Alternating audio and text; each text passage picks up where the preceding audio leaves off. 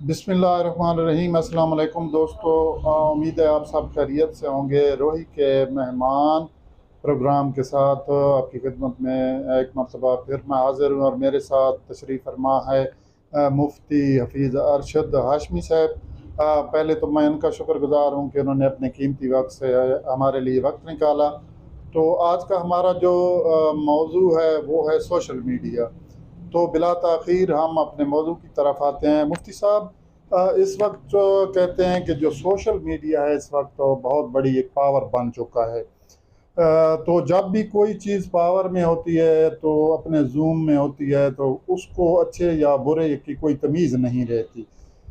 तो आप उस तनाजुर में सोशल मीडिया के हवाले से आप क्या कहेंगे? नहमदुहु व नसल्ली व नसल्लिमु अला रसूलिल करीम, अम्मा बाद फ़ऊज़ु बिल्लाहि मिनश शैतानिर रजीम, बिस्मिल्लाहिर रहमानिर रहीम। हस्ब साबिक आपका एक बार फिर शुक्रिया। एक इंतहाई अहम और ज़रूरी मौजू की तरफ आपने रहनुमाई की है। जैसे कि आपने कहा है कि जब ताकत का नशा जो है ना होता है तो फिर बंदे को अच्छे बुरे की तमीज़ नहीं रहती। इमाम शाफ़ी का फरमान है कि ये तो हो सकता है कि शराब किसी को नशा न दे, लेकिन ये नहीं हो सकता कि ताकत और इक़्तिदार किसी को नशा न दे। तो सोशल मीडिया जो है वो हमारे लिए एक इस वक्त वैसे तो मुस्बित चीज़ बनाई गई थी, बड़ी मुफीद चीज़ बनाई गई थी, लेकिन हमने उसके इस्तेमाल को गलत बना दिए। सबसे पहले कुरान ने भी इस इन चीज़ों के बारे में भी कुरान ने असूल तय कर रखे हैं। अब देखिए कुरान क्या कहता है, या अय्युहल्लज़ीना आमनू इन जाकुम फासिकुम बिनबइन फतबय्यनु। ऐ ईमान वालो, अगर कोई गैर मोतबर बंदा जो अथेंटिक नहीं है, जिस पर एतमाद नहीं किया जाता, तुम्हें कोई भी खबर देता है तो पहले उसको फैलाने से पहले उसकी तहकीक कर लिया करो। कहीं ऐसा ना हो अन तुसीबु कौमम बिजहालतिन, अपनी नावाकफ़ी की वजह से, अपनी जहालत की वजह से तुम किसी कौम को, किसी फ़र्द को उसकी इज़्ज़त पे बात कर बैठो, उसके ख़ानदान पे बात कर बैठो, उसकी शोहरत पे बात कर बैठो और फिर बाद में तुम्हें शर्मिंदा होना पड़े। तो मैं अक्सर दोस्तों से ये कहता हूँ कि ये जो सोशल मीडिया है ना, ये महज़ब कौमों के लिए बना है। चूँकि हम अभी तक महज़ब नहीं हो सके, लिहाजा हमने इसका सिर्फ मनफ़ी इस्तेमाल किया है, एक दूसरे की इज़्ज़त को तार-तार करने के लिए, एक दूसरे को ब्लैकमेल करने के लिए। और ये बात ज़हन में रखनी चाहिए कि सरकार आले वक़ार सल्लल्लाहु अलैहि वसल्लम की एक हदीस मुबारक है, सरकार ने फरमाया सूद के बहुत से गुनाह हैं। हदीस मुबारक का मजमू ज़वाइद, बहुत से गुनाह हैं, उसका कम से कम गुनाह ये है कि कोई अपने महरम रिश्ते से, ऐसा रिश्ता जो हराम है उससे ज़िना करे, ये कम से कम इतना गुनाह है उसका। लेकिन उसका ज़्यादा से ज़्यादा गुनाह ये है कि बंदा किसी की इज़्ज़त के पीछे पड़ जाए। यानी सूद का भी गुनाह है, लेकिन किसी की इज़्ज़त के पीछे पड़ने का गुनाह सूद से भी बहुत ज़्यादा है, यानी सैकड़ों गुना ज़्यादा है। तो इस तनाज़ुर में हमें ये देख लेना चाहिए कि हम सोशल मीडिया को किस लिहाज से इस्तेमाल कर रहे हैं, और कहीं ऐसा तो नहीं कि ये हमारे मरने के बाद भी हमारे लिए वबाल जान बना रहेगा। तो ये बहुत ज़रूरी है इस बात को देखना। जी मुफ्ती साहब, इसके जहाँ बहुत ज़्यादा जो असरात माशरे पर मुरतब हो रहे हैं, तो जो कत्ल व गारत गरी है ख़ास तौर पर इस तनाज़ुर में, चूँकि पिछले साल भी जो हमारा ज़िला है वो पंजाब भर में पहले नंबर पर था। तो आप ख़ुसूसन हमारे जो माशरा है, हमारा जो इलाकाई कल्चर है, इस हवाले से अपने ज़िले के हवाले से आप क्या कहना चाहें? जी बिल्कुल, हमारे ज़िले में सोशल मीडिया की वजह से कत्ल व गारत गरी में और फसादात में इजाफ़ा हुआ है। उसकी वजह ये है कि हमने जो है जितने भी हमारे वो लोग जो गलत काम कर रहे हैं, कत्ल व गारत गरी कर रहे हैं, किसी को मार रहे हैं, कहीं पे नाजायज़ तौर पर ताकत का इस्तेमाल कर रहे हैं, हमने उनको हीरो बनाकर सोशल मीडिया पे पेश कर दिया है। आप देखें बंदा जेल से निकल रहा है, वो अच्छा काम करके तो नहीं आ रहा, उसे हीरो बनाकर हम पेश कर देते हैं। बंदा जो है वो गोलियां चला रहा है, हम उसे हीरो बनाकर पेश कर देते हैं। किसी को मारा है, उसे हीरो बनाकर पेश कर दिया जाता है। मैं अक्सर अपनी तकरीरों में अर्ज़ करता रहता हूँ कि अल्लाह ताला गुनाह माफ़ फरमाता है। गलती हो गई है, आपसे हो गई है, मुझसे हो गई है, अल्लाह माफ़ फरमाता है, लेकिन अल्लाह ताला बगावत माफ़ नहीं फरमाता। बगावत ये है कि बंदा गलती करके उस पे डट जाए और कहे कि मैंने ठीक किया है, और उसको लोगों के सामने अलान बयान करे कि भाई मैंने तो जो किया है ठीक किया, मुझे कौन रोक सकता है। एक हदीस मुबारक सुनिए, मेरे नबी ने सरकार आली वक़ार सल्लल्लाहु अलैहि वसल्लम खाना काबा का तवाफ़ फरमा रहे थे, और खाना काबा का तवाफ़ फरमाते हुए सरकार ने खाना काबा की तरफ इशारा करके फरमाया कि ए काबा तेरी बड़ी इज़्ज़त है, بڑی حرمت ہے، لیکن اللہ کی عزت کی قسم ایک عام مومن کی حرمت اور عزت تو اس سے بہت زیادہ ہے۔ تو اب خود اندازہ لگائیے کہ جب ہم کسی کو ابھار رہے ہیں، کسی کو ہم چیلنج دے رہے ہیں سوشل میڈیا پر، یا اگر ہم غلط لوگوں کو، قاتلوں کو ہیرو بنا کر پیش کر رہے ہیں، تو ہم اس گناہ میں اتنے ہی برابر کے شریک ہیں جتنا گناہ کرنے والا شریک ہے۔ اچھا مفتی صاحب، اللہ تعالیٰ خود ہمارے عیبوں پر پردہ ڈالتا ہے، اور اسے وہی لوگ پسند ہے کہ جو لوگوں کے عیبوں کی پردہ پوشی کرتے ہیں۔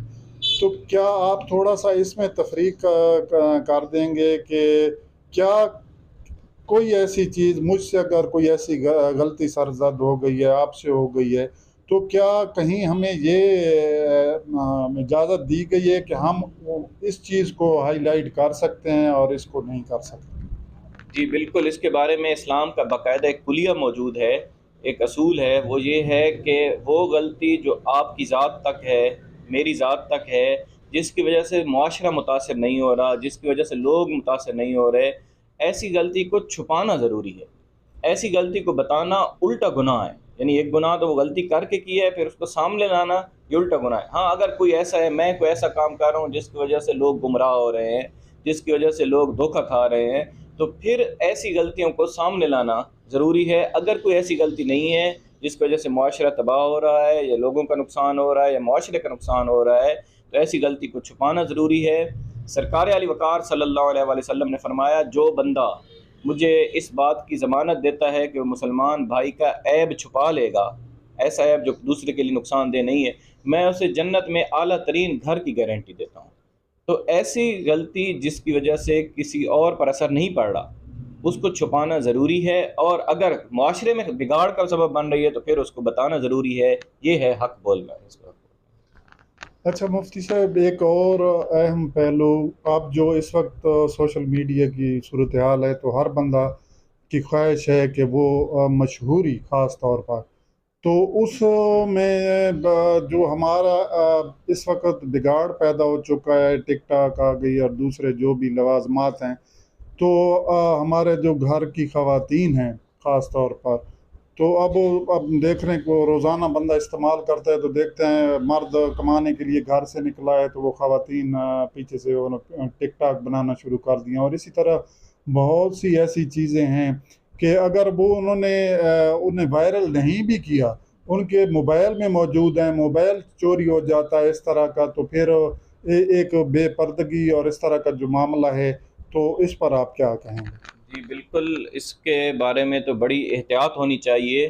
اس میں اسی ضمن میں آپ ایک حدیث مبارکہ دیکھیے، حضرت عائشہ صدیقہ رضی اللہ تعالیٰ عنہ فرماتی ہیں کہ ہم رسول اللہ صلی اللہ علیہ وسلم کی بارگاہ میں موجود تھے، تو ایک صحابی آئے جو نابینا تھے، دیکھ نہیں سکتے تھے، عبداللہ بن ام مکتوم۔ تو رسول اللہ نے مجھے حکم فرمایا کہ آپ چلے جائیں۔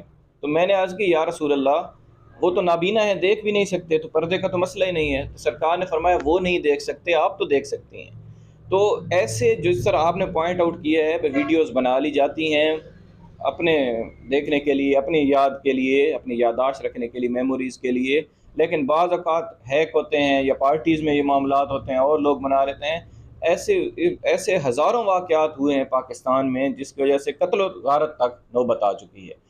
تو لہٰذا اس معاملے میں بندے کی عزت اپنے ہاتھ میں ہے، اس معاملے میں احتیاط کریں۔ اگر کوئی یادداشت رکھنی بھی ہے، میموری، تو آپ کے پاس کوئی لیپ ٹاپ ہے یا ایک علیحدہ کارڈ ہے، اگر وہ بنانی ہے آپ نے تو اس میں رکھیں۔ ہر وقت آپ کے موبائل میں وہ نہیں ہونی چاہیے، خصوصاً ان بھائیوں کے لیے جن کی عورتیں بنا رہی ہیں ویڈیوز اور وہ منع نہیں کر رہے، ان کے لیے ایک حدیث مبارکہ ذہن میں رکھنی چاہیے کہ سرکار نے فرمایا، میری امت کا سب سے برا آدمی جو ہے نا وہ دیوس ہے۔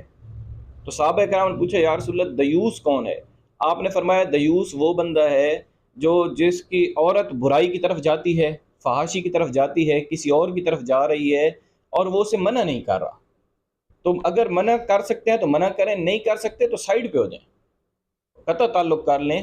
لیکن بہرحال اس طرح گزارا کرنا کہ جو عورت جیسے بھی کر رہی ہے اور ہم کہیں جو اس کے ساتھ گزارا کرنا ہے، شریعت اس کی اجازت نہیں دیتی۔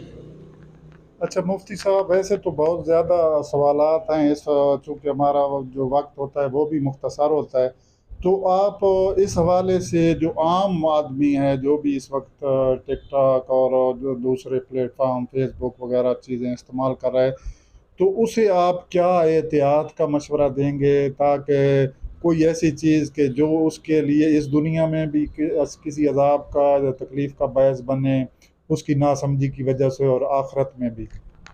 میں اپنے تمام سننے والوں کو آپ کے توسط سے یہ پیغام دینا چاہتا ہوں کہ چند معاملوں میں خصوصی احتیاط کریں۔ پہلا، دین کے نازک معاملات ہیں، حرمت رسول کی بات ہے، رسول اللہ صلی اللہ علیہ وسلم کی عزت کی بات ہے، اس پر بات کرتے ہوئے انتہائی احتیاط کرنی چاہیے، کیونکہ یہ جو ہے نا دو دھاری تلوار ہے۔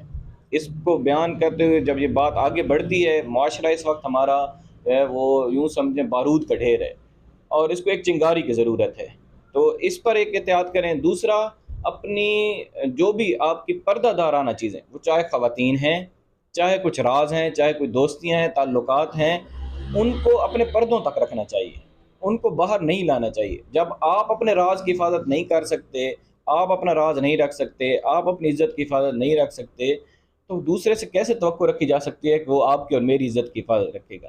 تو جو بھی آپ کی پردے کی چیزیں ہیں، وہ عربی کا ایک مقولہ ہے، من کاتم اسرہ بالغ مرادہ۔